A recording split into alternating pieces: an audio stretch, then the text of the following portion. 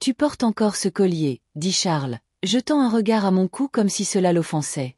Je ne t'ai pas déjà dit que ce truc valait au moins 3 de nos dîners? Je le regardais de l'autre côté de la table.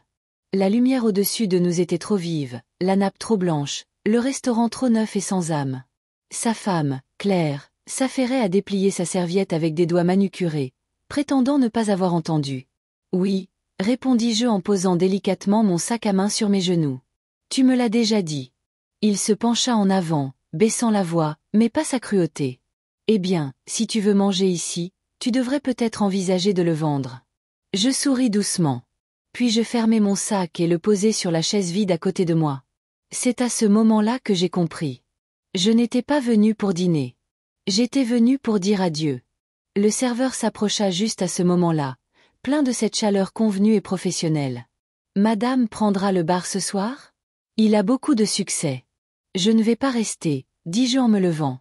Le visage de Claire vira instantanément au rouge. Oh, ne sois pas mélodramatique, Marthe. Charles plaisantait, c'est tout. Non, dis-je calmement. Il ne plaisantait pas. Pendant un instant, personne ne bougea. Le tintement des verres et les rires étouffés des autres tables continuaient, détachés de la violence silencieuse qui se déroulait à la nôtre. Je pris mon manteau. Merci pour l'invitation, dis-je, sans méchanceté. J'espère que vous passerez une bonne soirée. Charles se leva aussi, un peu trop vite, se cognant le genou contre la table. Maman, assieds-toi. Tu nous fais une scène. Je le regardai droit dans les yeux. Mon fils, 46 ans. Un homme qui avait un jour pleuré parce qu'il avait fait tomber son cornet de glace sur le parking. Un homme pour qui j'étais resté éveillé toute la nuit pour l'aider à ranger ses cahiers d'école quand son père était mort. Je ne fais pas de scène, dis-je. Je m'en vais, c'est tout. Et c'est ce que je fis. Dehors, le vent frappait plus fort que prévu. Je marchais lentement, me stabilisant à chaque pas, refusant de laisser le tremblement de mes mains atteindre mon visage. Le voiturier me demanda si j'avais besoin d'un taxi. Je secouai la tête. J'avais besoin d'air. De temps. De silence. Je descendis la rue, les talons de mes chaussures trop fins pour le trottoir fissuré, les perles autour de mon cou froides contre ma peau. Ce collier avait été un cadeau de mariage de ma mère. Je ne l'avais pas porté depuis des années, jusqu'à ce soir. Un cadeau d'une femme qui comprenait ce que survivre voulait dire, à une autre qui était encore en train de l'apprendre.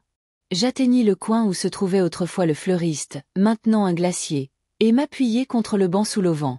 Ça sentait le sucre brûlé et le parfum d'adolescente.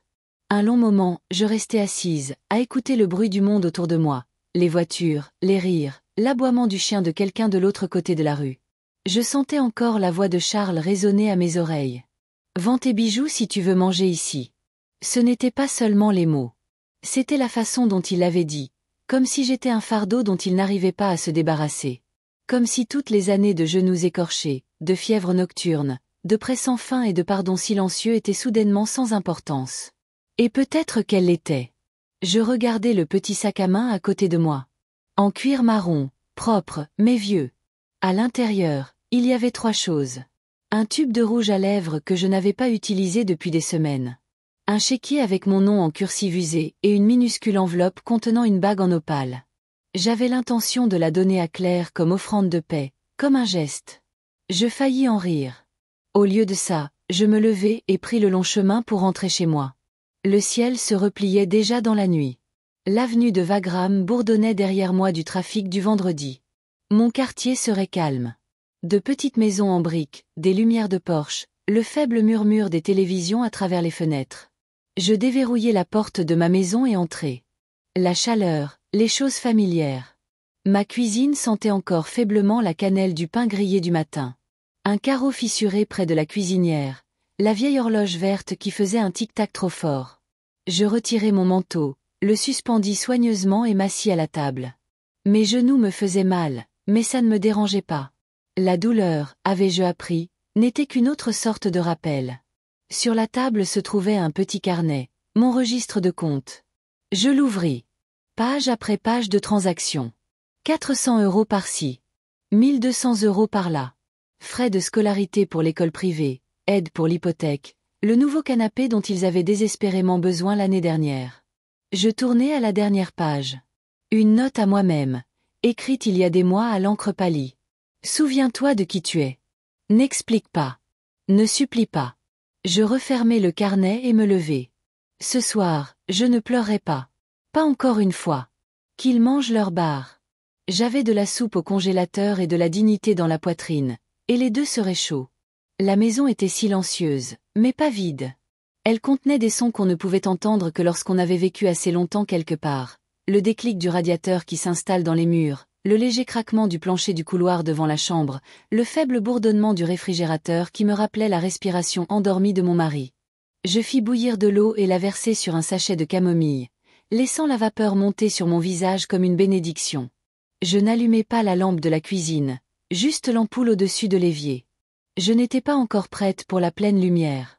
Je portai ma tasse dans le salon et m'assis dans le large fauteuil affaissé où je lisais des histoires à Charles pour l'endormir.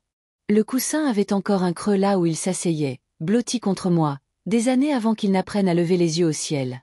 Il y avait des photos sur le mur. Notre famille, dans des cadres qui n'avaient pas été époussetés depuis trop longtemps. Charles avec son sourire édenté le jour de sa première entrée. Charles à 13 ans tenant un ballon de football plus gros que son bras. Charles et Claire le jour de leur mariage. Ma robe était lilas.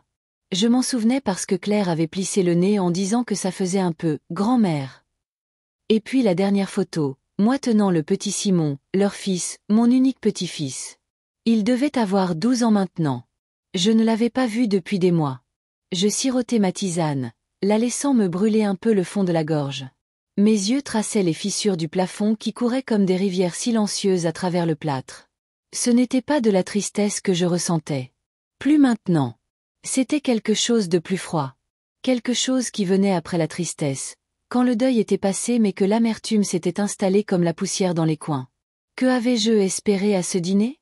Pas des remerciements. J'avais depuis longtemps cessé d'en attendre. Pas de l'affection. Elle aussi s'était estompée avec le temps. Peut-être juste une gentillesse élémentaire, une table où je ne serais pas traitée comme une relique que l'on se sentait obligé d'exposer puis de cacher à nouveau. Un repas où ma présence ne serait pas une transaction. Je posai la tasse et me levai lentement. Mes genoux grognèrent. Mon dos se raidit. Mon corps avait appris à s'adapter à la déception silencieuse, mais mon esprit, lui, s'aiguisait. Dans le placard du couloir, derrière un vieux parapluie et une boîte de guirlandes de Noël emmêlées, se trouvait le trieur à soufflet marron que je n'avais pas touché depuis 2 ans. Je le sortis et le posai sur la table de la cuisine. Il sentait légèrement le moisi et le vieux papier. L'élastique, étiré et cassant, se rompit quand je l'ouvris.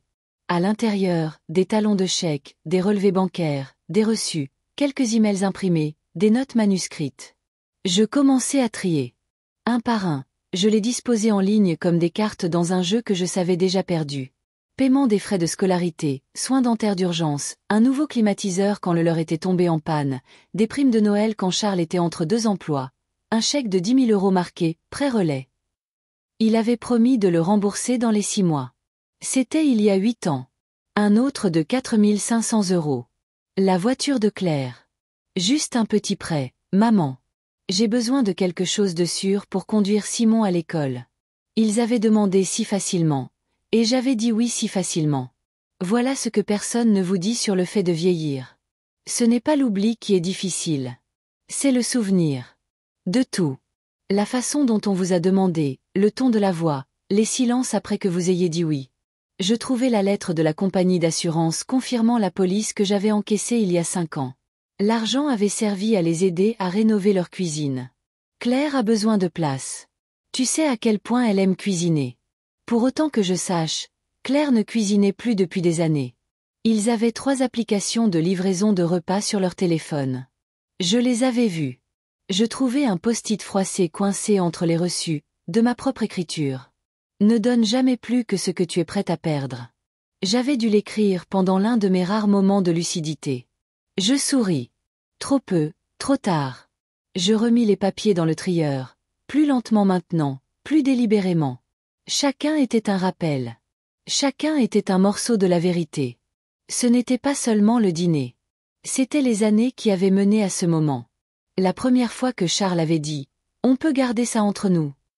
La première fois que Claire m'avait regardé comme si je n'étais même pas dans la pièce.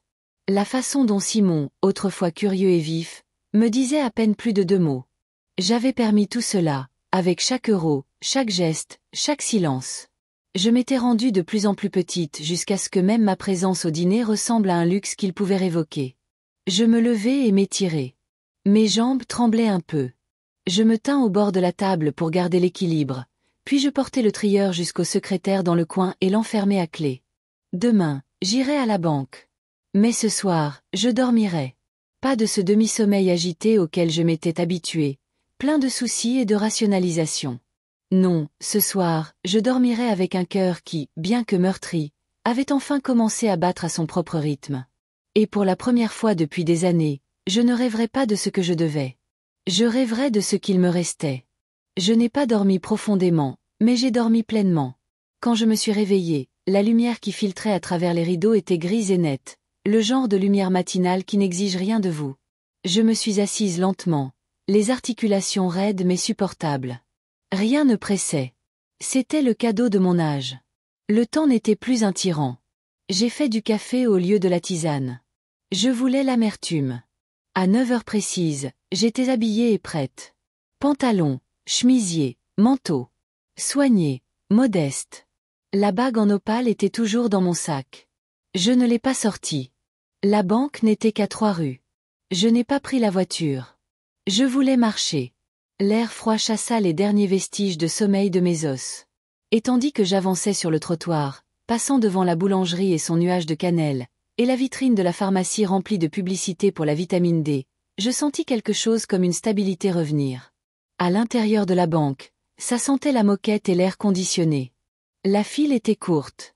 J'ai attendu derrière un homme qui portait trop de parfum et une femme tenant un bébé qui me fixait avec un intérêt franc et baveux. Quand mon tour est venu, j'ai demandé à parler à quelqu'un de mes comptes personnels.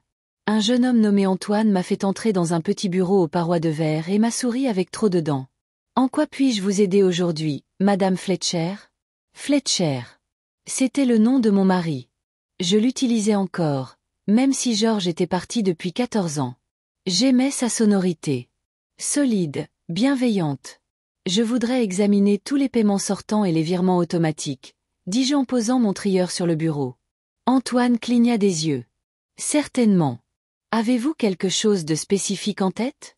Oui, dis-je en dépliant la première page. Je veux savoir exactement où va mon argent. Et ensuite, je veux en arrêter une partie. Peut-être la totalité. Il hocha la tête, soudain moins désinvolte. Il tapa sur son clavier, ses doigts longs et pâles. Vous avez en effet plusieurs transactions récurrentes programmées. La plupart sont mensuelles. Aide au crédit immobilier, fonds pour l'éducation, une location de voiture. Énumérez-les pour moi, dis-je. Toutes. Il imprima une feuille et me la tendit. 14 virements automatiques totalisant un peu plus de 6300 € par mois. Je fixai le papier. Antoine aussi. Quelque chose ne va pas, Madame Fletcher? Je croisai les mains sur le bureau. Elle paraissait plus vieille aujourd'hui, mais elle ne tremblait pas. Non, dis-je, rien ne va. C'est juste que c'est fini. Antoine pencha la tête, essayant de rester poli. Je ne suis pas sûr de comprendre. Je veux que tous les virements automatiques soient suspendus. Immédiatement, dis-je. Jusqu'à nouvel ordre. Je viendrai chaque mois si je dois approuver des transferts. Je peux vous aider à mettre cela en place, dit-il. Mais je suis tenu de vous informer que certains de ces virements sont au nom de membres de votre famille. On pourrait vous poser des questions. Je m'y attends, dis-je, puis j'ajoutai. C'est attendu depuis longtemps. Il hésita.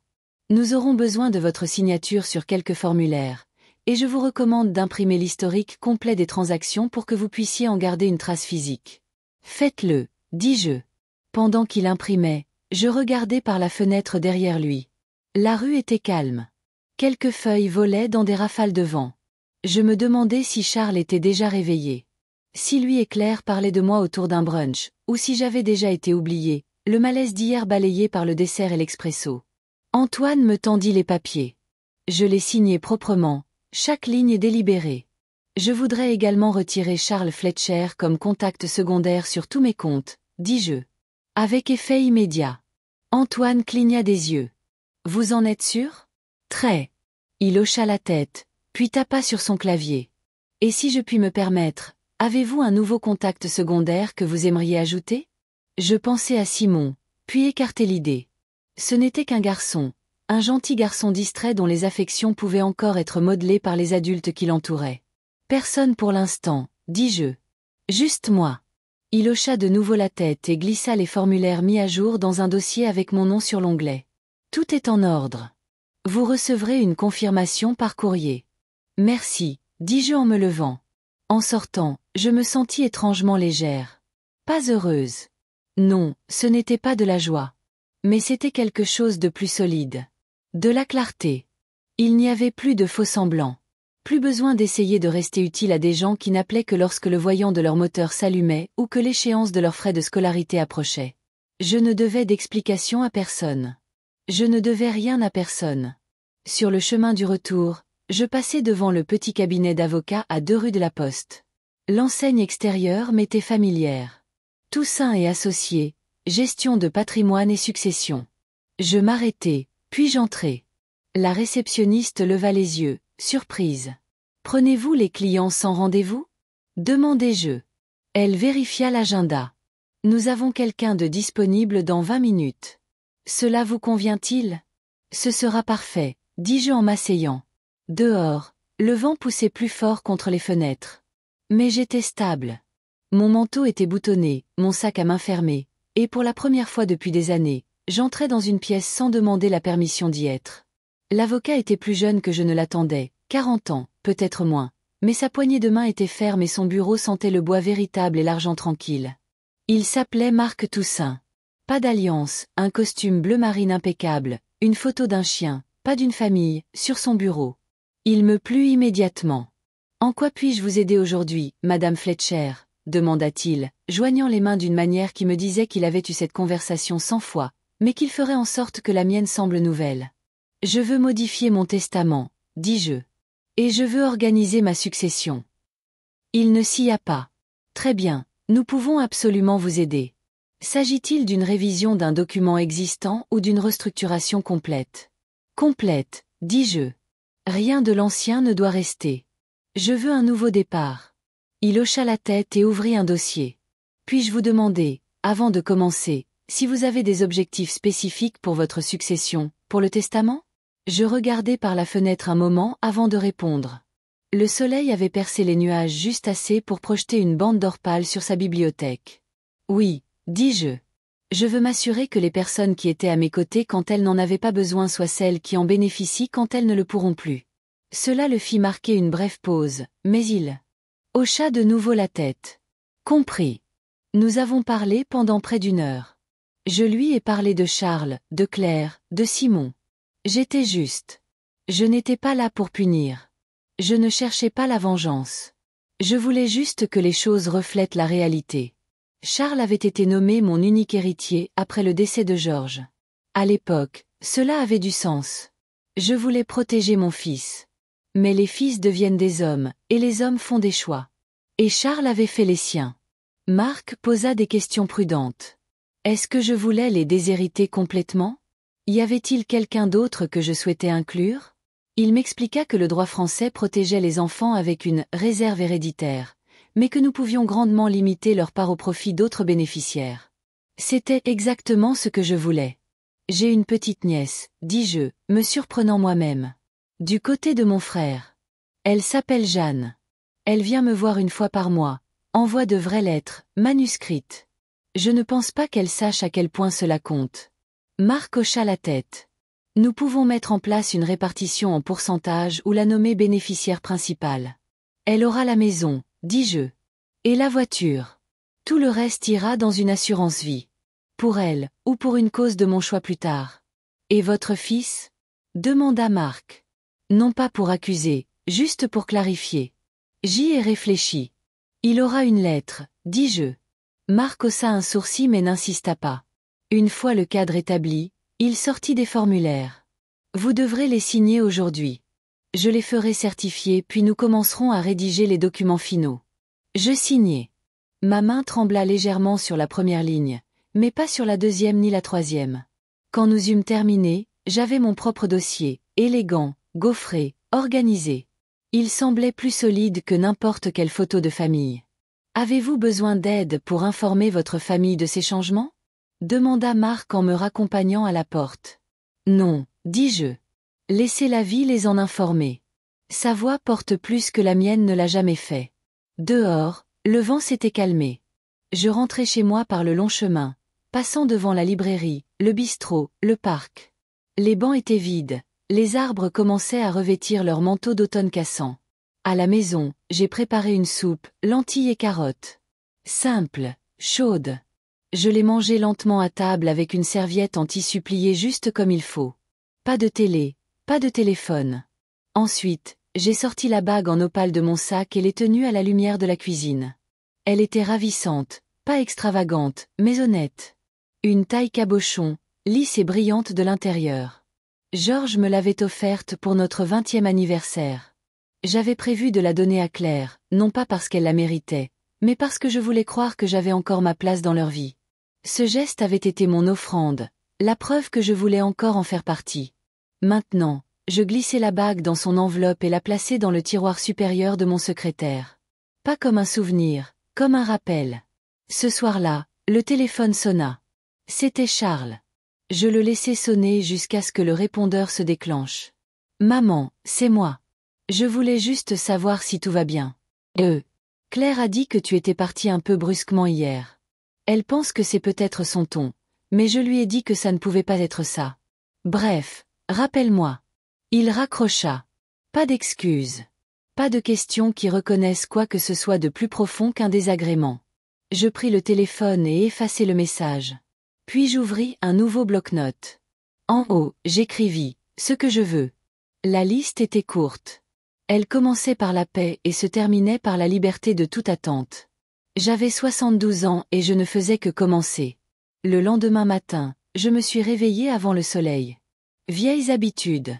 Georges disait toujours que la vraie clarté venait avant le petit déjeuner. Je ne l'avais jamais cru à l'époque. Je le crois maintenant. J'ai préparé une théière et me suis assise près de la fenêtre, regardant le ciel s'éclaircir derrière les cheminées. Ce serait une journée calme, et c'était exactement ce dont j'avais besoin. Il restait une dernière tâche que je n'avais pas encore abordée. Une boîte au fond du placard. Pas de papier, pas de reçu, aucun chiffre, juste des souvenirs. Je la fis glisser dessous une couverture pliée. Le carton s'était ramolli au coin, le ruban adhésif bruni par le temps. À l'intérieur, des morceaux de ma vie que je n'avais pas vus depuis des décennies. La vieille montre de Georges, toujours arrêtée. Un tablier délavé avec une fleur dans la poche. Des cartes d'anniversaire avec une écriture d'enfant maladroite. À la meilleure maman du monde, d'un garçon qui ne m'appelait plus ainsi. Au fond, enveloppé dans du papier de soie, il y avait les boucles d'oreilles. De minuscules saphirs sertis dans de l'argent. C'était un cadeau de mariage de la mère de Georges. Je ne les avais pas portés depuis plus de 20 ans. Je n'étais pas sûre de les remettre un jour, mais je n'étais pas là pour pleurer. J'étais là pour faire le bilan. J'apportais la boîte dans la cuisine et disposais chaque objet sur la table comme des preuves. C'étaient les choses que je n'avais jamais essayé de vendre. Pas même quand le toit fuyait, que la machine à laver était tombée en panne ou que Charles avait perdu son emploi pour la 3e fois et avait besoin d'un petit coup de pouce pour se remettre sur pied. C'étaient les choses que j'avais gardées parce qu'elles comptaient. Et maintenant, je devais décider. Que allais-je en faire? Je n'étais pas pressée. J'ai fait griller du pain, les manger lentement, puis j'ai appelé le bijoutier. Bijouterie Dubois et Fils, répondit l'homme. Oui, bonjour. Mon nom est Marthe Fletcher. J'ai quelques pièces de famille que j'aimerais faire évaluer. Pas pour les vendre, juste pour avoir les idées claires. Bien sûr, Madame Fletcher. Nous pouvons programmer une consultation privée. Quand cela vous arrangerait-il? Aujourd'hui, dis-je. En fin de matinée. Il me donna 1 heure et je la notai sur le coin du journal de la veille. Puis j'emballai les boucles d'oreilles, le collier et la bague avec soin, séparément, comme si j'envoyais chacun vers un destin différent. Je pris le bus. C'était le même trajet que j'avais pris pendant des années, quand Georges et moi ne pouvions pas nous permettre une 2e voiture. J'avais l'habitude de transporter des provisions et des pulls tricotés à la main sur cette ligne. Maintenant, j'étais assise avec un étui à bijoux souple sur mes genoux et ce genre de calme qui ne vient que lorsqu'on n'a plus besoin de la permission de personne. La boutique était silencieuse, tout en présentoir de velours et en éclairage doux. L'homme derrière le comptoir était plus jeune que je ne l'attendais, peut-être de l'âge de Charles. Il me salua avec une chaleur convenue, puis me conduisit dans une petite pièce avec une lampe et une balance. « Voyons cela, » dit-il. Je lui tendis chaque pièce, une par une, et il les examina avec la révérence de quelqu'un qui reconnaissait la valeur quand il la voyait. Il s'arrêta sur la bague. « Jolie monture, » dit-il. « L'opale est pure. C'est ancien, probablement fait à la main. Sentimental. » Je hochai la tête. « Un cadeau, il y a longtemps. » Il hocha la tête à son tour, comme si c'était une réponse suffisante. Quand il eut terminé, il me tendit une feuille imprimée avec des chiffres et des descriptions. Je n'avais pas besoin de les lire. Je savais déjà ce que je voulais. « Je ne vends pas, » dis-je. « Bien sûr, » dit-il. « Mais il est sage de savoir ce que l'on a. »« Oui, » dis-je. « C'est exactement ça. » Je glissai le papier dans mon sac. Au moment de partir, il ajouta doucement. « La plupart des gens viennent ici quand ils sont désespérés. »« Je ne suis pas désespéré, » dis-je. « Je suis éveillé. » De retour à la maison, je rangeai les objets. Pas cachés, pas oubliés, juste placés. Cet après-midi-là, je m'assis à la table de la salle à manger avec mon chéquier. Je passai en revue chaque ligne que j'avais entourée sur l'imprimé de la banque, chaque paiement que j'avais suspendu, et j'écrivis à côté de chacun, au stylo, à quoi il avait servi. L'assurance de Claire, les repas scolaires de Simon, la deuxième voiture de Charles, l'abonnement au spa, la location du chalet pour le week-end. À côté, j'écrivis une deuxième colonne, remboursement improbable. Non par amertume, juste la vérité. Je m'arrêtai sur le chalet. Je me souvins de l'appel. Maman, cet endroit est parfait pour resserrer les liens familiaux. Tu devrais venir aussi. J'avais payé la compte. Mais quand le voyage eut lieu, je ne fus pas invité. Plus de place, avait dit Charles, penaud. La sœur de Claire vient, et Simon amène un ami. J'écrivis à côté. Pas oublié. Pas pardonné, pas pleuré, juste noté. Le téléphone sonna. Pas le fixe, mon portable. Jeanne. Salut, tante Marthe. Sa voix était enjouée. Je prenais juste de tes nouvelles. Comment vas-tu? J'avalai la boule dans ma gorge avant qu'elle ne puisse monter. Je vais bien, dis-je. Occupé, en fait. C'est super. Dis, je me demandais, le week-end prochain, je suis en ville pour une conférence. Une chance que je puisse passer? Bien sûr, dis-je sans hésiter. Viens avec un bon appétit.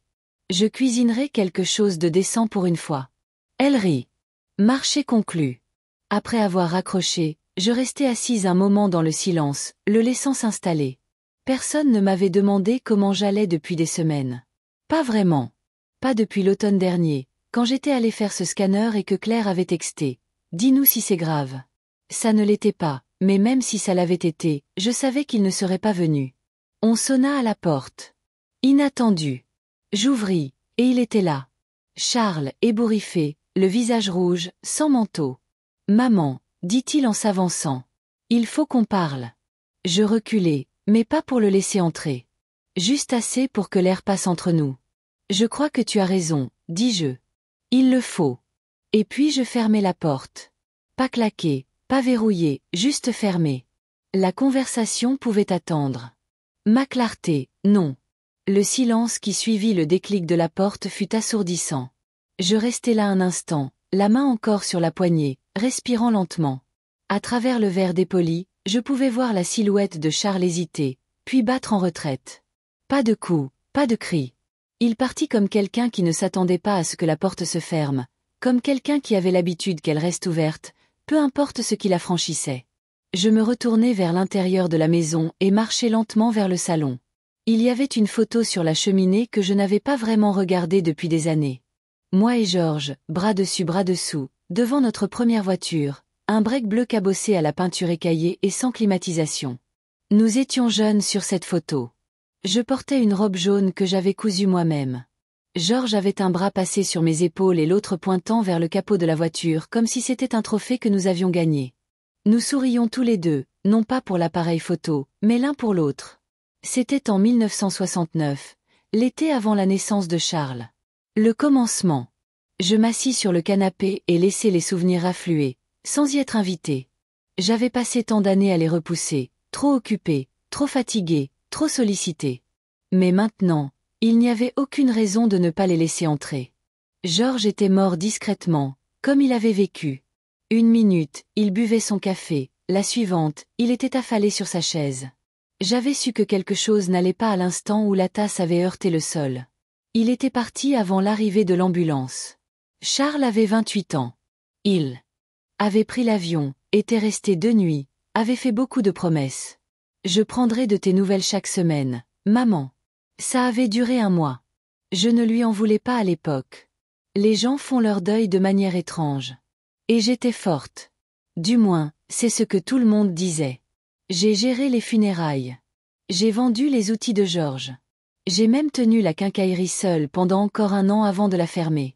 Puis j'ai recommencé. Cette partie, personne ne s'en souvient vraiment. Comment j'ai ouvert l'atelier de retouche sur la Grand-Rue avec rien d'autre que 2 machines à coudre et un prêt que je n'étais pas censé obtenir à mon âge. Mais je l'ai fait. Et j'ai travaillé. Et j'ai remboursé chaque centime. Quand Charles a été licencié, j'ai envoyé de l'argent. Quand Claire a voulu reprendre ses études, j'ai offert mon aide. Quand Simon est né, je suis venue avec des plats cuisinés et des couvertures douces. J'ai dit oui tellement de fois que j'ai oublié le son du mot « non ». Et c'est peut-être là que je me suis trompée. Dire oui quand j'aurais dû demander pourquoi. Donner quand j'aurais dû attendre. Mais je n'étais pas faite pour attendre. J'étais faite pour l'action. C'était ça, survivre. On le fait en allant de l'avant. Toujours de l'avant. Je regardais mes mains. Plus fines maintenant, veinées et tachées de rousseur. Ces mains avaient bâti une vie à partir des restes des autres. Ourlets de robes, sol frotté, chèques signés, trop portés, peut-être. Je me levai et allai dans la chambre. Dans le tiroir du haut de la commode de Georges, toujours la sienne bien qu'il n'y ait pas touché depuis des années, se trouvait une boîte à cigares en bois. À l'intérieur, l'acte de propriété de la maison, une pile de vieilles déclarations d'impôts, et une lettre que Georges m'avait écrite un jour et jamais postée. Il l'avait laissée dans le tiroir avec une note sur l'enveloppe. Pour quand tu en auras le plus besoin. Je l'ouvris avec précaution. Le papier avait jauni et son écriture était serrée et légèrement inclinée. Marthe, si tu lis ceci, c'est que je suis probablement partie. Je ne sais pas ce qui s'est passé, mais je sais une chose. Tu continueras. Tu l'as toujours fait. Mais ne laisse pas cela devenir un fardeau. Tu as le droit de te reposer, toi aussi. Le droit d'être entendu. Le droit de dire non. Tu nous as donné ta vie. Et si je ne l'ai pas assez dit de mon vivant, je le dis maintenant, merci. Et ne les laisse pas te rendre invisible. Tu ne le es pas.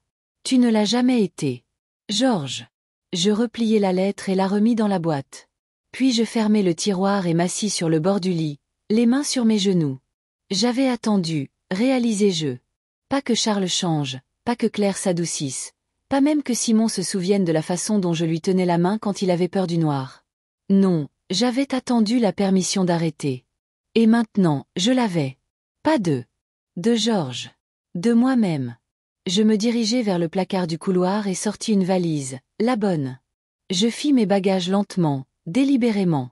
Quelques vêtements de rechange, une paire de chaussures souples, la photo de la cheminée. Je ne savais pas encore où j'allais. Mais je savais que j'irais selon mes propres termes. La maison ne ressemblait plus à un foyer. Elle ressemblait à un musée dédié à quelqu'un que je ne voulais plus être. Le téléphone sonna 2 fois cet après-midi-là. Je ne répondis pas. Je passai la soirée à écrire des lettres. Pas longues. Juste assez. À Simon. J'espère qu'un jour tu comprendras le coup du silence.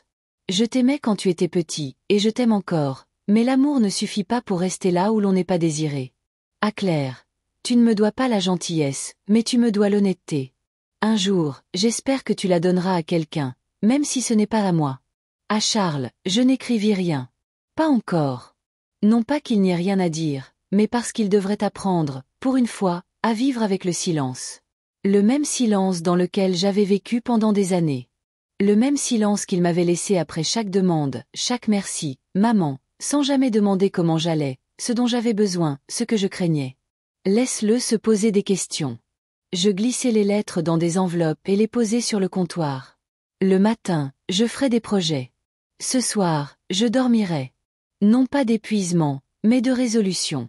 Le lendemain matin, je n'ai pas fait de tisane. Au lieu de ça, j'ai ouvert les fenêtres. L'air d'automne s'est engouffré comme un invité qui attendait dehors depuis trop longtemps. Il a balayé le salon, fait bruire les rideaux, soulevé les coins des papiers sur la table de la cuisine. La maison a frissonné, et moi aussi. Le changement commence toujours par un frisson. J'ai enroulé un châle autour de mes épaules et je suis restée au milieu de la pièce. La valise était toujours près de la porte, silencieuse et patiente. Mes lettres reposaient sur le comptoir, non ouvertes, non timbrées. Je n'étais pas pressée. Pas encore.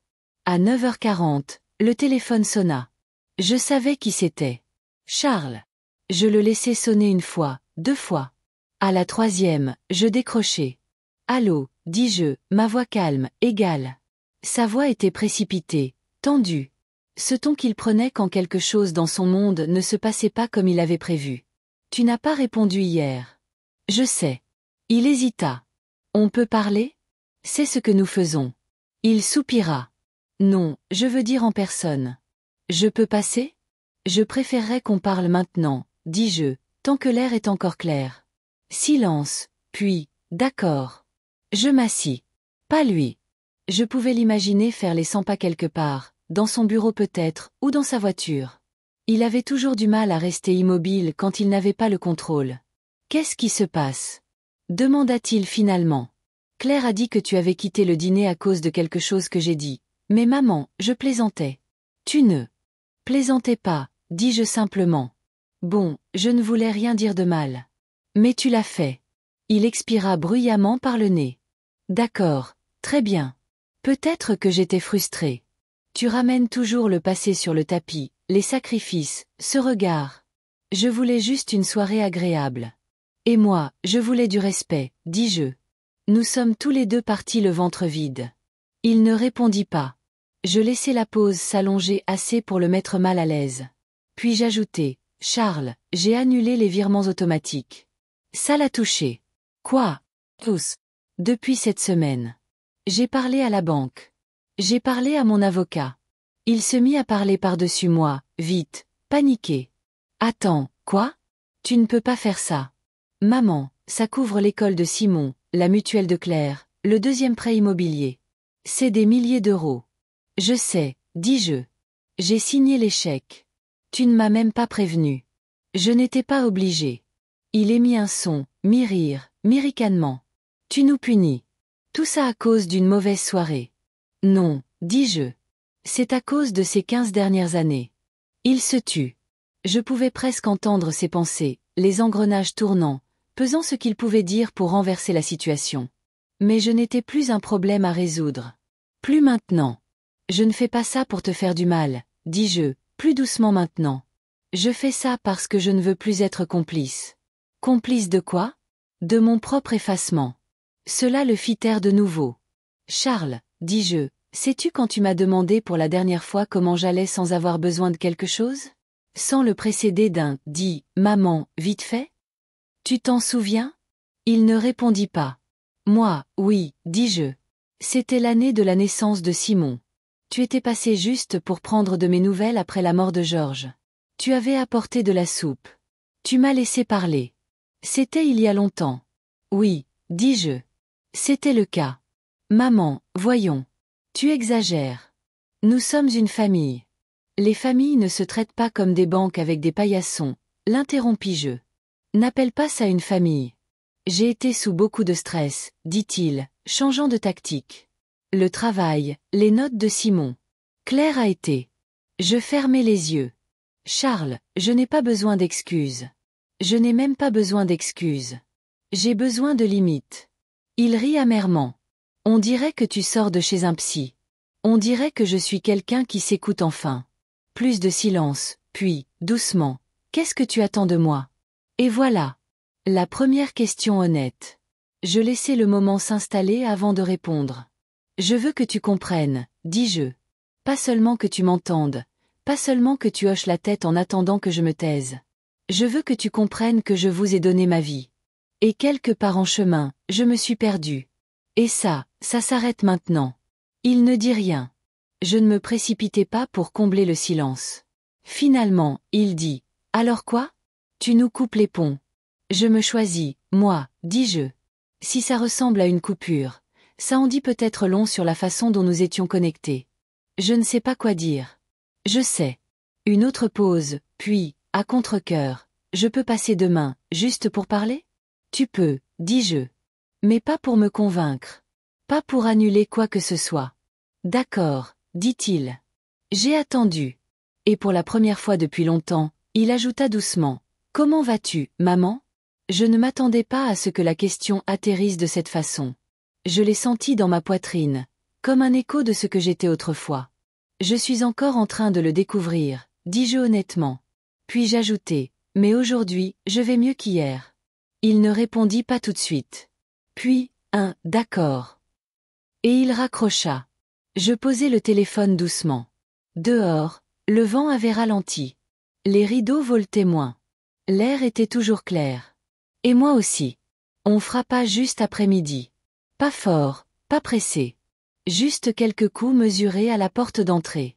J'étais prête. Je l'attendais depuis le petit déjeuner. J'avais même disposé 2 tasses sur le comptoir de la cuisine, bien que je n'ai pas rempli la bouilloire. Je n'étais pas sûre de vouloir offrir du thé. Pas encore. J'ouvris la porte. Charles se tenait là, dans son blazer et son jean habituel, le genre de tenue qui lui donnait un air décontracté, compétent, en contrôle. Mais aujourd'hui, son col était froissé et ses cheveux étaient aplatis d'un côté comme s'il s'était allongé trop longtemps. Il avait l'air fatigué. Pas du travail, de quelque chose de plus profond. « Salut », dit-il. Je m'écartai. « Entre ». Il n'avait rien apporté. Pas de mallette, pas d'offrande de paix, pas même Simon, dont la présence aurait pu adoucir les angles. Il entra, jeta un coup d'œil au salon comme s'il avait changé. Ce n'était pas le cas. Les mêmes photos, la même horloge au tic-tac trop fort, le même tapis sur lequel il s'allongeait avec ses dinosaures en plastique. « Ça sent la cannelle », dit-il. « J'ai fait une tarte », répondis-je. Il s'assit sur le bord du canapé, maladroit, comme un invité qui ne sait pas s'il abuse de son temps. Je m'assis en face de lui, dans le vieux fauteuil de Georges. La distance entre nous n'était pas grande, mais elle ressemblait à un couloir avec trop de portes fermées. « Merci de m'avoir laissé venir, dit-il. Je t'ai dit que tu pouvais. Il hocha la tête, mais ne croisa pas mon regard.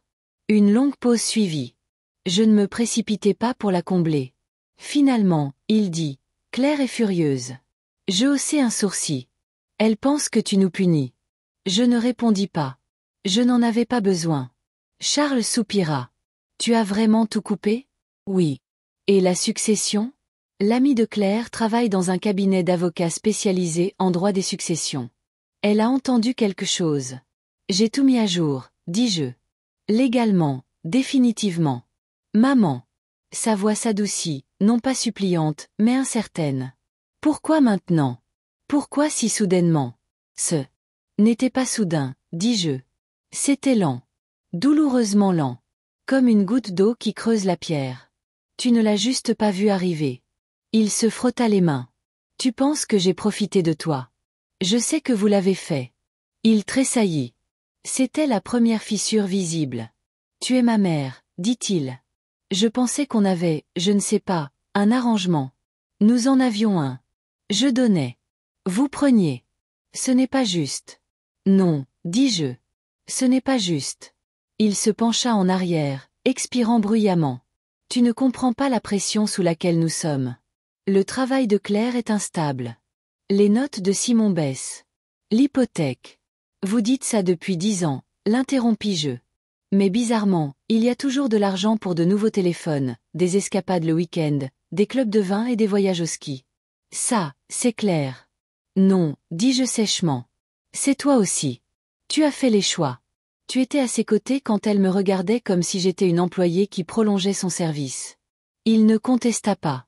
Tu as raison, dit-il après un moment. Tu as raison sur beaucoup de choses. Je suppose que je ne pensais pas que tu dirais « non » un jour, conclus-je pour lui. Il leva les yeux, croisa mon regard. Oui. Je me penchai en avant, les mains jointes. Te souviens-tu de la dernière fois que tu m'as prise dans tes bras sans avoir besoin de quelque chose? Sa bouche s'ouvrit, se referma. Moi, oui, dis-je.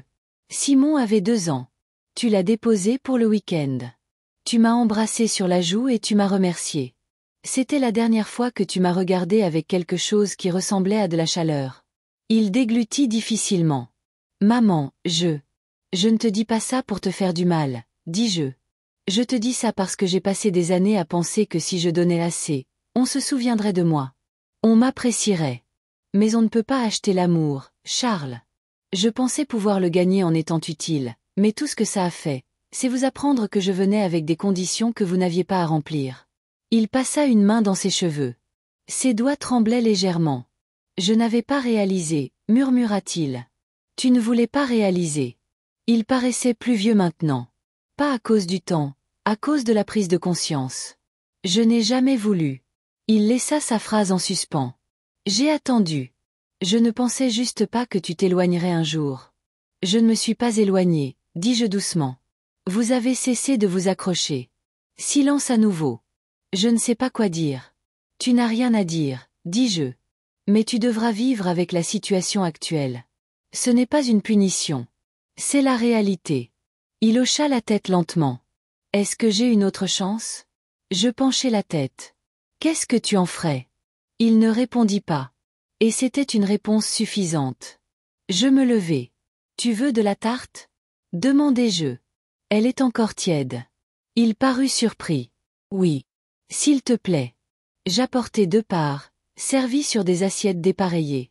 Nous nous sommes assis, sans parler, juste en mangeant. Pour une fois, le silence semblait neutre. Ni lourd, ni froid. Juste vrai. Quand il partit 1 heure plus tard, il s'arrêta à la porte. Je t'appellerai, dit-il. Seulement si tu veux savoir comment je vais, répondis-je. Il hocha la tête une fois. Je le ferai. Je ne savais pas si je le croyais, mais pour l'instant, c'était suffisant. L'enveloppe est arrivée un mardi. Couleur crème, épaisse, le genre de papier que les gens choisissent quand ils veulent paraître importants. Mon nom était écrit en cursive soignée. Pas d'adresse de retour. Je n'en avais pas besoin. À l'intérieur se trouvait une invitation. Non pas manuscrite, mais imprimée par un professionnel avec de petites fioritures dorées dans les coins. Vous êtes cordialement invité à un dîner de célébration en l'honneur de la bourse d'études de Simon Fletcher. La date était ce samedi. Heure, 18h12. Lieu, le country club du Val-Fleury. RSVP demandé. Je la fixai longuement. Il n'y avait pas de mots, pas de message personnel, juste mon nom, comme si quelqu'un du côté de Claire avait décidé de m'inclure à la dernière minute et avait imprimé une invitation supplémentaire. Pas un mot de Charles. Pas même un appel téléphonique après sa visite la semaine dernière. Et Simon, je ne l'avais pas vu depuis ses 11 ans. Pourtant, je traçais les lettres de son nom avec mon pouce. Il avait toujours été un garçon doux, calme, prudent, avec de grands yeux sombres comme son grand-père. Le genre qui construisait des châteaux avec des coussins de canapé et vous donnait son dessert si vous aviez l'air triste. La dernière fois qu'il m'avait serré dans ses bras atteignaient à peine ma taille. Je posai l'invitation sur la table et allai à la fenêtre. Dehors, les feuilles avaient commencé à tomber. Rouges, jaunes, cassantes, du genre qui s'émiettent sous vos chaussures comme le passé sous la pression. Je ne bougeai pas pendant un long moment. Puis je pris le téléphone et appelai Jeanne. « Salut, répondit-elle, joyeuse comme toujours. Es-tu libre ce samedi? Demandai-je. Une pause. Je crois que oui. Pourquoi? J'ai un événement, dis-je. Et j'aimerais que tu viennes avec moi.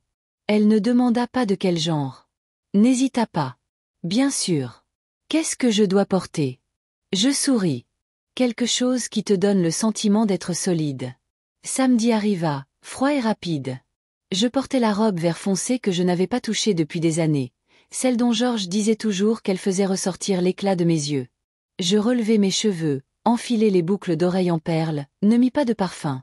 Jeanne arriva à 17h. Elle portait du bleu marine et un rouge à lèvres discret. Quand elle me vit, elle cligna des yeux. « Tante Marthe, dit-elle doucement. On dirait une femme sur le point de clore un chapitre. »« Pas de clore, dis-je. Juste de le souligner. » Elle m'offrit son bras et nous partîmes ensemble. Le country club du Val-Fleury était aussi élégant et sans goût que dans mes souvenirs. De hautes portes vitrées, trop de laiton, un voiturier qui essaya de prendre les clés d'une voiture que nous ne conduisions pas. À l'intérieur, la salle à manger était chaude et éclairée d'or, avec des tables rondes couvertes de lin blanc et des couverts en argent disposés comme des instruments chirurgicaux. Je les repérai tout de suite. Charles, Claire, Simon. Simon était plus grand maintenant, plus mince. Les mêmes yeux sombres, cependant. Il portait un costume qui ne lui allait pas tout à fait et des chaussures qui n'étaient probablement pas les siennes. Il souriait, riant à quelque chose que Claire lui chuchotait. Puis il me vit, et le sourire vacilla. Pas disparu, mais adouci, comme s'il ne savait pas comment le placer. Je m'approchai, Jeanne juste derrière moi. Claire fut la première à se ressaisir. Elle esquissa un sourire pincé. « Marthe, je ne pensais pas que tu viendrais. »« J'ai été invitée, » dis-je calmement. « Bien sûr. » Ses yeux se posèrent sur Jeanne. « Et voici mon invité. » Simon s'avança, hésitant. « Mamie. » Cela me frappa comme une gifle. Je n'avais pas entendu ce mot de sa bouche depuis 5 ans. « Simon, » dis-je en lui tendant la main. Il la prit. Sa poignée était incertaine, mais chaude. « Je suis content que tu sois venu, » dit-il. Et un instant, je le crus. On nous montra nos places. Pas à la table principale, bien sûr. Près du fond, à une distance polie. C'était bien. Jeanne se pencha et murmura. « Tu veux partir ?»« Non, » dis-je. « Je veux voir. » Les discours commencèrent peu après le plat principal. Claire parla la première, pleine d'une fierté mesurée. Puis Charles, se tenant un peu trop raide, remercia tout le monde de soutenir l'avenir de Simon. Il jeta un coup d'œil vers moi une fois, mais ne me nomma pas. Et puis Simon se leva. Il était nerveux, mais pas timide. Il remercia ses professeurs, ses parents, son conseiller d'orientation. Et puis, me regardant droit dans les yeux, il dit « Et à la personne qui m'a appris à bien tenir un crayon et à finir ce que j'avais commencé, même quand les choses devenaient difficiles. » Il marqua une pause. Ma grand-mère, Marthe Fletcher. Il y eut un silence dans la pièce, bref mais indubitable. Je ne souris pas. Je n'hochai pas la tête. Je le regardais simplement, parce que pour la première fois depuis des années, quelqu'un me voyait. Après les applaudissements, Simon retourna à la table. Mais il ne s'assit pas près de ses parents. Il vint à la nôtre. « Je peux m'asseoir ici un peu ?»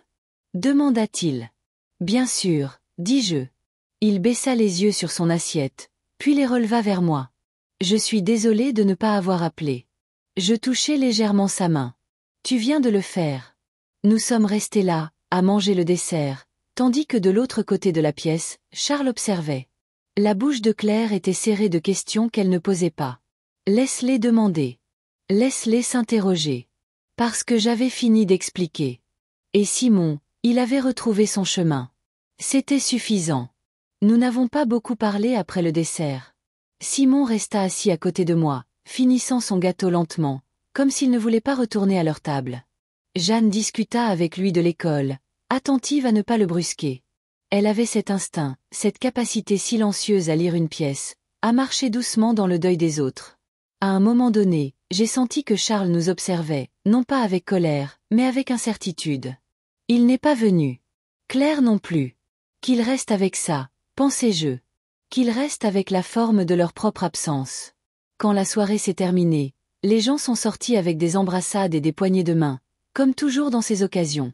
Mais Simon est resté à mes côtés. Dehors, sous la douce lueur des lanternes du club, il m'a de nouveau serré dans ses bras. Pas avec raideur, pas pour la galerie. Je le pensais vraiment, dit-il. Merci d'être venu. Je ne suis pas venu pour eux, dis-je. Je sais. Il jeta un coup d'œil vers le parking où Charles se tenait près de la voiture, les bras croisés, attendant. Je ne sais pas comment être différent d'eux, admit Simon. Tu n'as pas à être différent, dis-je. Tu dois juste décider qui tu vas être. Chaque fois qu'on te donne le choix. Il hocha la tête. Alors, je peux t'appeler demain ? Oui, dis-je. Tu peux. Jeanne et moi le regardâmes s'éloigner, les épaules légèrement voûtées, les mains dans les poches. Un garçon de nouveau, juste pour un instant. Dans la voiture, aucune de nous ne parla jusqu'à ce que nous soyons presque revenus dans mon quartier. Jeanne se tourna vers moi. C'était courageux. Non, dis-je. C'était attendu depuis longtemps. Elle ne contesta pas. Quand nous sommes rentrés, je n'ai pas défait ma valise. Je ne me suis pas assise. J'ai marché directement vers la cuisine et j'ai ouvert le tiroir où j'avais laissé les lettres. Celles que j'avais écrites après la visite de Charles. Celles que je n'avais pas postées. Elles étaient toujours là. Je les ai relues, ligne par ligne. Celles pour Simon, je les gardais. Celle pour Claire, je l'ai déchirée en deux. Pas par colère, juste par clarté. Il n'y avait pas de pont à traverser. Rien à sauver. Celle pour Charles, je ne l'avais toujours pas écrite. Jusqu'à maintenant. Je m'assis à la table, pris un stylo et commençai.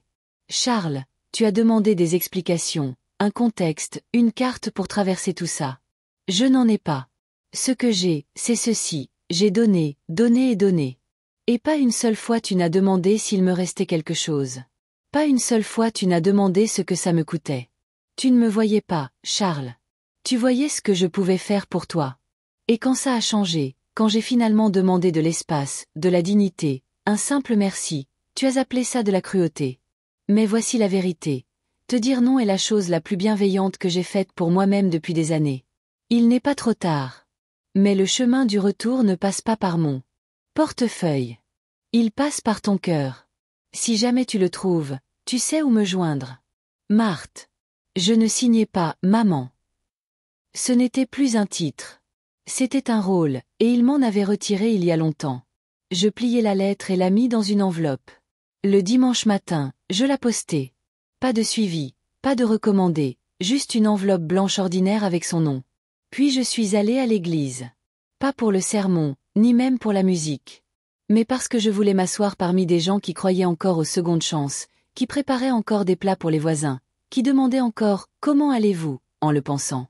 Madame Hélier était là, et le vieux monsieur Dubois.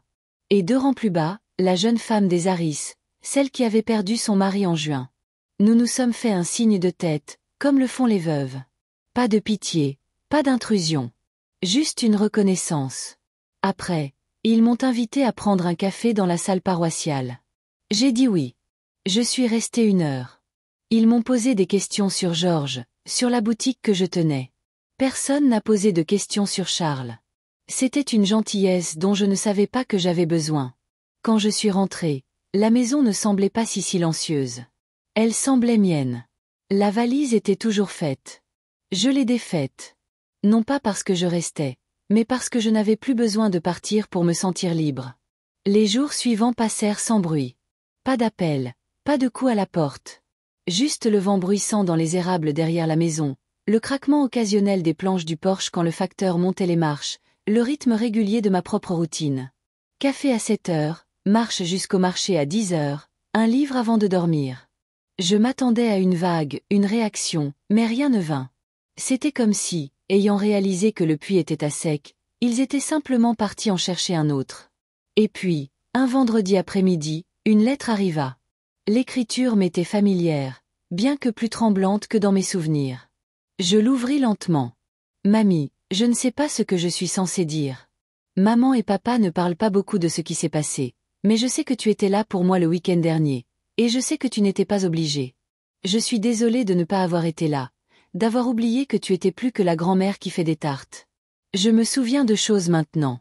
Toi me montrant comment dessiner des arbres, me disant que parfois l'amour est silencieux, mais toujours vrai. Je ne suis pas sûre de ma position avec eux, mais je sais que je veux te connaître. Si tu me le permets. Simon. Je pliai la lettre avec des mains prudentes et la posai sur la table. Je n'ai pas pleuré. J'ai ressenti quelque chose de plus profond, quelque chose comme une respiration qui revient après une longue plongée. Ce soir-là, j'ai fait une tarte. Pas pour un événement, pas pour des invités. Juste pour le réconfort de l'odeur, de la cannelle et de la pomme, de la chaleur remplissant les coins de la maison. J'enveloppais une part dans du papier aluminium, ajoutais un mot pour quand le monde semble bruyant et la postai le lendemain matin. Pas un grand geste. Juste un fil. Un pont. Quelques jours plus tard, un autre coup à la porte. Pas Charles. Claire. Elle se tenait sur le porche comme quelqu'un contraint par une obligation. Son manteau était trop élégant pour le temps qu'il faisait. Ses yeux balayèrent les haies avant de se poser sur moi. Je pensais qu'on devrait parler, dit-elle. Je ne bougeais pas pour l'inviter à entrer. Elle ajusta la lanière de son sac. Charles ne gère pas bien la situation. Il ne dort plus. Il est distrait. Il n'est plus lui-même. Et qu'est-ce que cela a à voir avec moi? Demandai-je. Doucement mais fermement. Elle cligna des yeux. Tu es sa mère. J'étais celle qui lui permettait tout, corrigeai-je. Maintenant, je ne le suis plus. Claire se raidit. Nous faisons tous des erreurs. Vous en avez fait une habitude. Le silence s'étira entre nous. Elle se balança d'un pied sur l'autre. Je suis venue parce que je pensais que tu voudrais trouver un moyen de revenir. Je la regardai. Cette femme avec qui j'avais tant essayé de me lier d'amitié. Celle à qui j'avais offert des bijoux, des recettes, des trajets pour ses rendez-vous. Celle qui ne m'avait jamais demandé une seule fois ce dont j'avais besoin. Je l'ai déjà trouvée, dis-je. Le chemin du retour vers moi-même. Sa bouche s'ouvrit, puis se ferma. Finalement, eh bien, j'ai essayé. Oui, dis-je. Vous avez essayé quand ça a commencé à vous affecter. Elle partit sans un autre mot. Je fermai la porte lentement. Cette nuit-là, j'ai allumé une bougie à la fenêtre de la cuisine. Pas pour que quelqu'un la voie. Juste pour moi. Une petite flamme dans le noir. Quelque chose qui brûlait encore, après tout. Et le matin, la maison ne semblait pas froide. Elle semblait méritée. La première neige est tombée plus tôt que d'habitude. Je la regardais depuis le fauteuil près de la fenêtre, enveloppée dans un épais châle que Georges avait ramené un jour d'un voyage à Annecy. Les flocons tombaient lentement, proprement, recouvrant la rue de silence. C'était le genre de neige qui rendait le monde plus aimable qu'il ne l'était. Je n'avais nulle part où aller. Personne n'attendait un plat, pas de course pour la vie des autres. Juste le rythme régulier de ma propre respiration, la bouilloire qui commençait à chanter derrière moi, et la paix d'être inutile à quiconque sauf à moi-même. Je sirotai ma tisane et ouvris à nouveau la lettre de Simon. Je l'avais déjà lue 3 fois.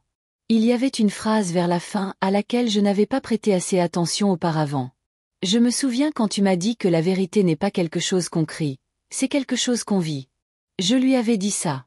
Il avait 8 ans, je crois, et il pleurait parce qu'un garçon à l'école l'avait traité de mauviette. Je l'avais. Assis sur la balançoire du porche, enveloppé ses petits poings dans les miens et dit ces mots comme si je les croyais. Et maintenant, des années plus tard, il s'en souvenait. Pas des plats cuisinés, pas des cadeaux d'anniversaire, pas de l'argent. Mais le Porsche, les mots. Moi. C'était le genre d'héritage que je voulais laisser. Pas des biens immobiliers, pas des bijoux, pas des testaments soigneusement rédigés et des dîners congelés avec une étiquette nominative. La vérité vécue, pas criée. Le téléphone sonna juste après midi. Je répondis à la 2e sonnerie, sans me presser. Mamie. Simon. Oui. Je suis dehors.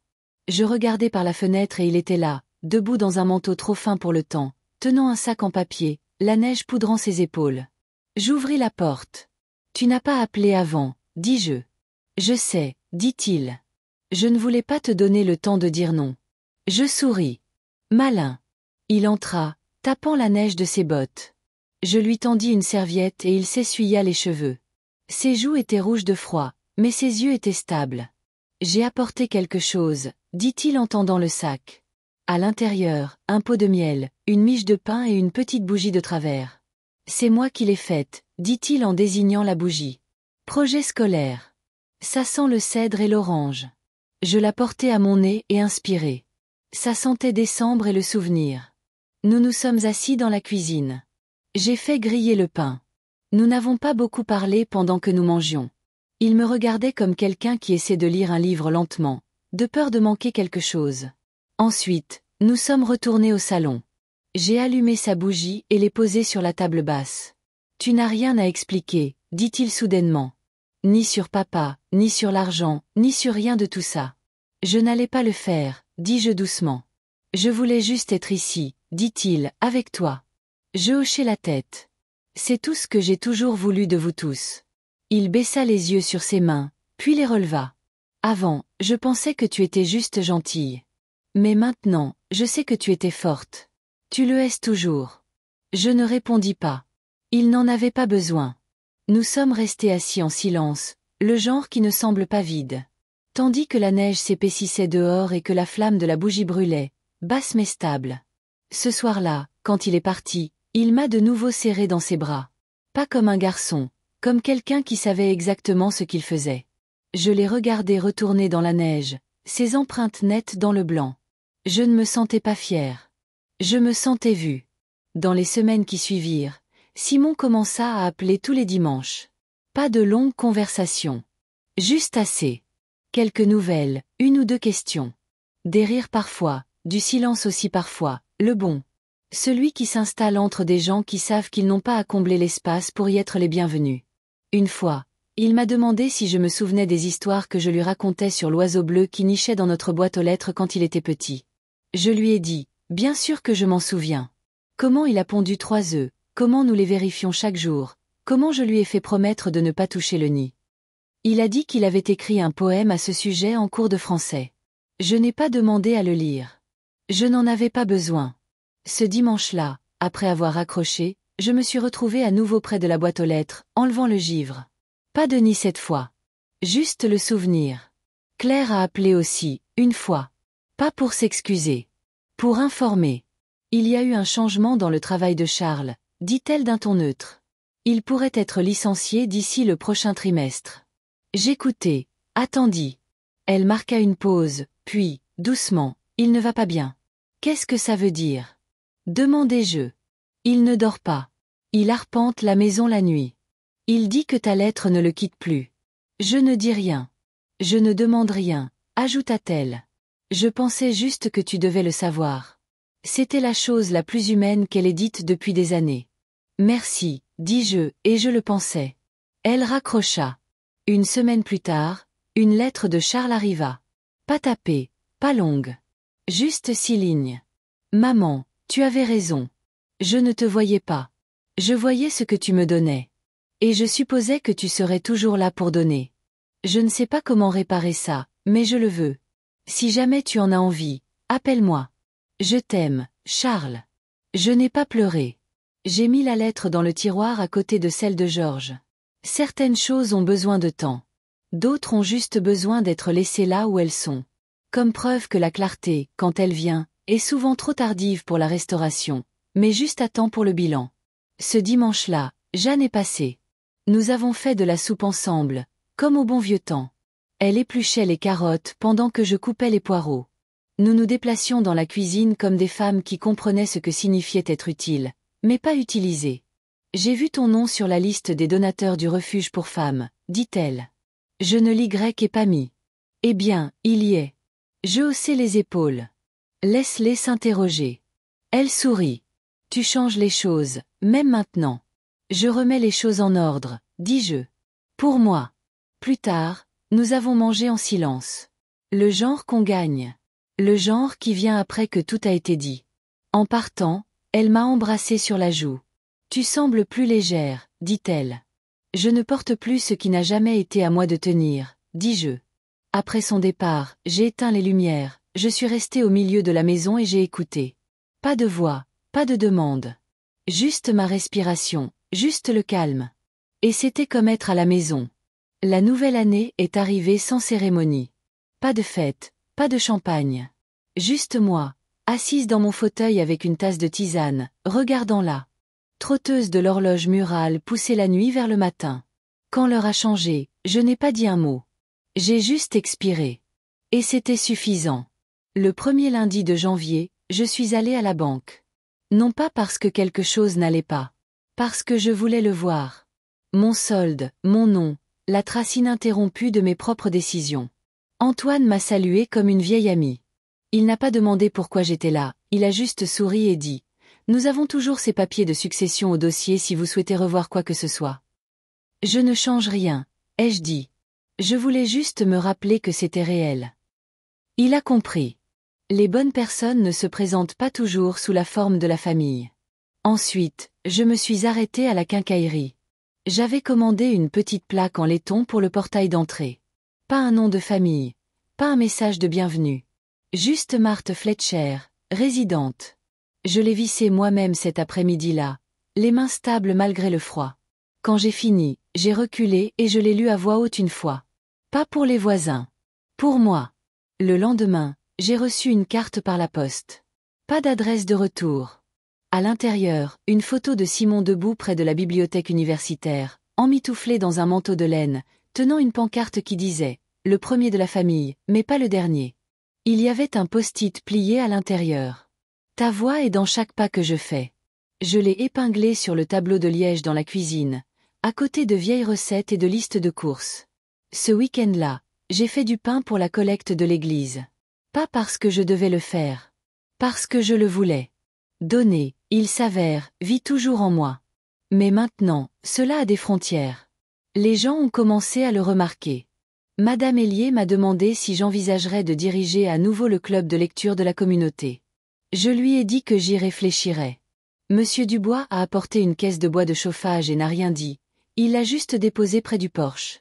Même Claire a envoyé une carte. Pas une excuse complète.